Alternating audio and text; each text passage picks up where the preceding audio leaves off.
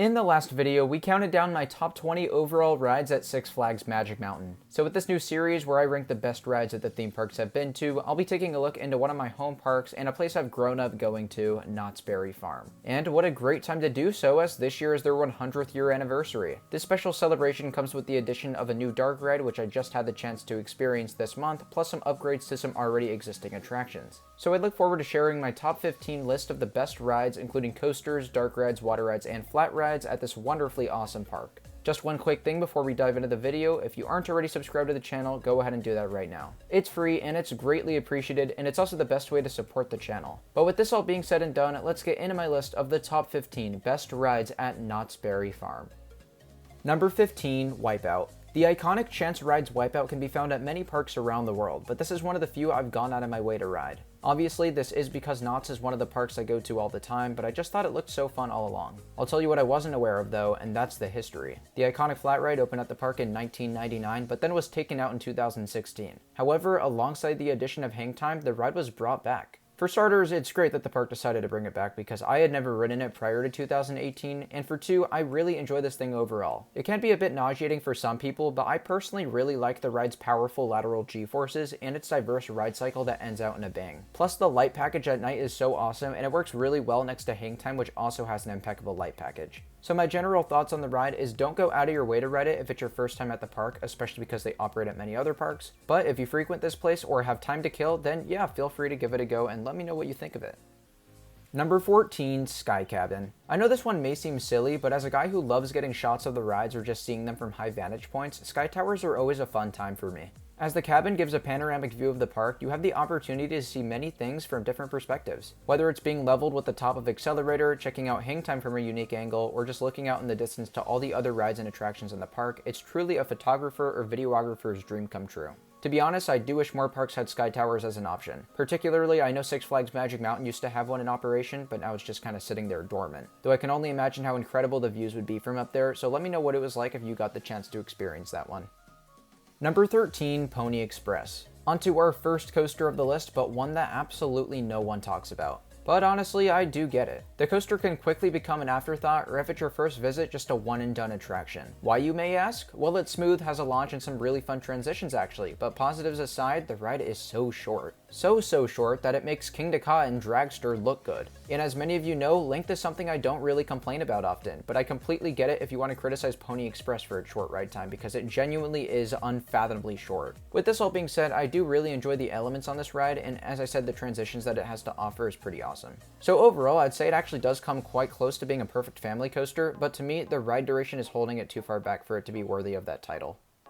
Number 12, Supreme Scream. I'm not even gonna lie, this is probably one of my least favorite large-scale drop towers I've ridden. It's not totally a bad ride though, heck, none of the rides on this list are bad, but it is really lackluster compared to most other rides of its kind. We'll start with the pros though. The view is probably one of the best you can get from any drop tower in California. I'd even argue that the view is superior to what you can find on Lex Luthor Drop of Doom at Six Flags Magic Mountain, even with that ride being almost 100 feet taller than this one. Now for the downsides, the drop feels very controlled, even more controlled than some of the other S&S towers I've ridden.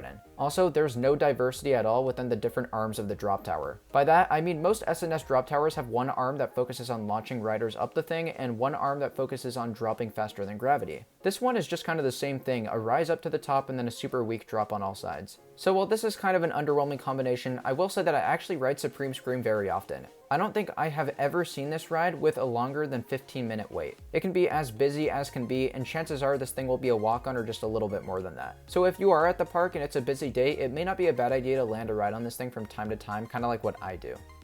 Number 11, Soul Spin. The last flat ride to make the list is one that actually used to be down all the time, but now the classic Top Scan attraction is consistently up and running with the park. And while I have ridden several other Top Scans that deliver more intense ride experiences, you can still walk away from a rather whippy ride on Soul Spin. The ride cycles differ depending on the day and time, but if you catch a good ride on Soul Spin, it's quite enjoyable. With the coming 10 attractions on the list being so rock solid, I don't get around to this thing very often, but I will admit that more often than not, I end up really enjoying myself quite a bit when I get on this thing.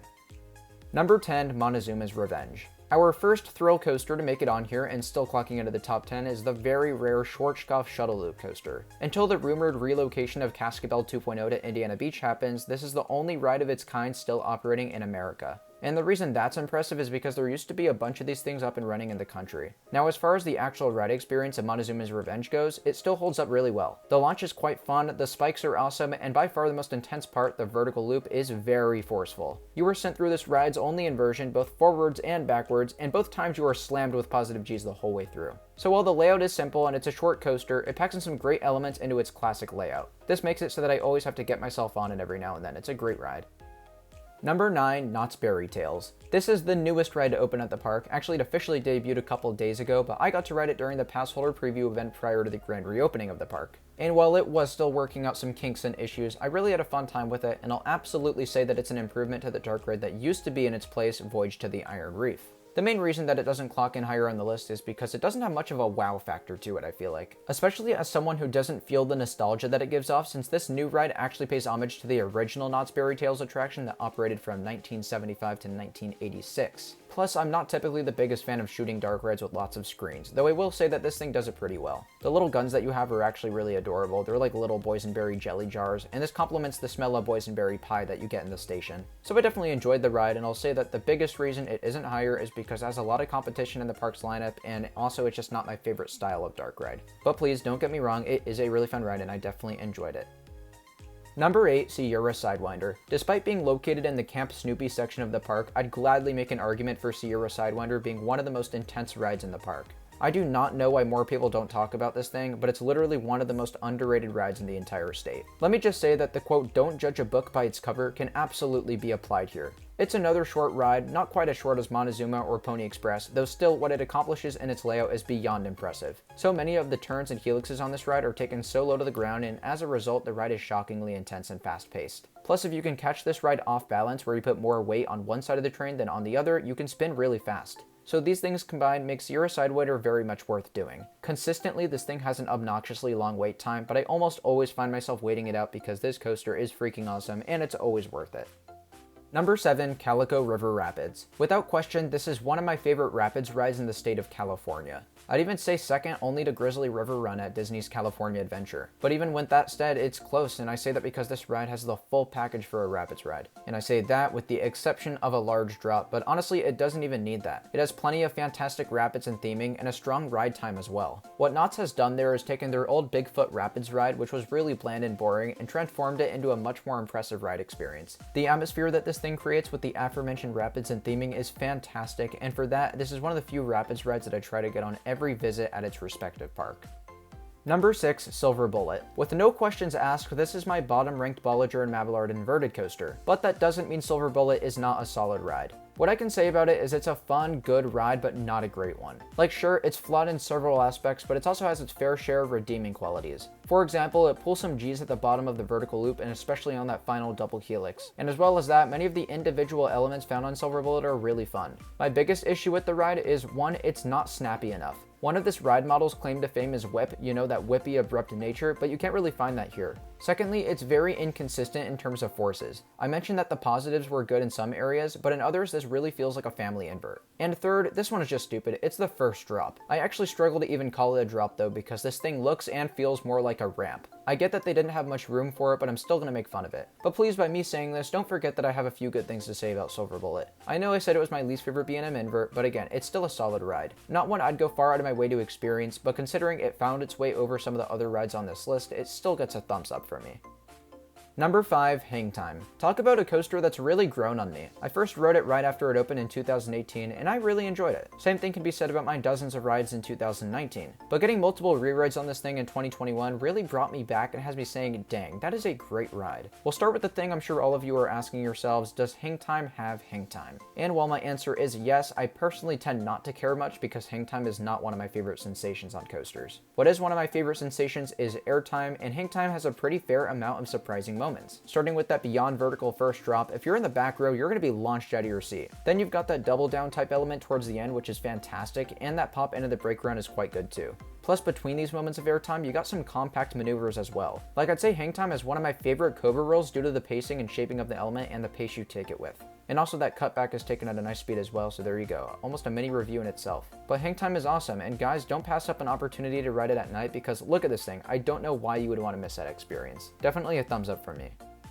Number 4, Calico Mine Ride. This Knott's Berry Farm classic opened back in 1960, and it's still holding up as one of the best non-coaster attractions in the entire park, if not Southern California. For one reason or another though, no one seems to talk about this thing. Because of this, I had never even bothered riding it prior to 2018, and now, as with many of the other rides on this list, I try to get on it every visit to the park. I absolutely adore the classic feel of this thing. I love the atmosphere, I love the immersion. It's shocking how immersive they made this feel considering how old it is. Some of these scenes with the group of miners working in the mines is incredible. It looks like there's about 100 animatronics each time, and every time I ride this thing, they seem to all be working. It's just amazing to me how much care Knott seems to put into this thing. But at the end of the day, I think that's what it deserves. Calico Mine Ride is an incredible dark ride. Number 3, Timber Mountain Log Ride. After re-riding this thing earlier this month for my first time in over 400 days, I decided to move it above Calico Mine Ride on this list. When Splash Mountain closes forever sometime soon, this is going to be the one log flume still keeping me sane. It has a lot of the same characteristics of Splash Mountain almost, and by that I mean it's got the theming, it's got musical scores, it's got some parts in complete darkness, and it's got some fun drops also. Everything put together makes for an impeccable atmosphere that very few log rides around the world can match. And can we also appreciate the fact that this ride opened in 1969? Both this thing and the just previously mentioned Calico Mine Ride opened before the Knotts family even decided to transform this place into a full-fledged park. Along with Ghost Town and the Knotts Chicken Dinner, these two attractions carry the legacy of Knotts within them. And in my opinion, you can really feel that when you ride it. But overall, I'd highly recommend Timber Mountain. Even if you aren't too crazy about non-coaster attractions, this thing is so worth doing.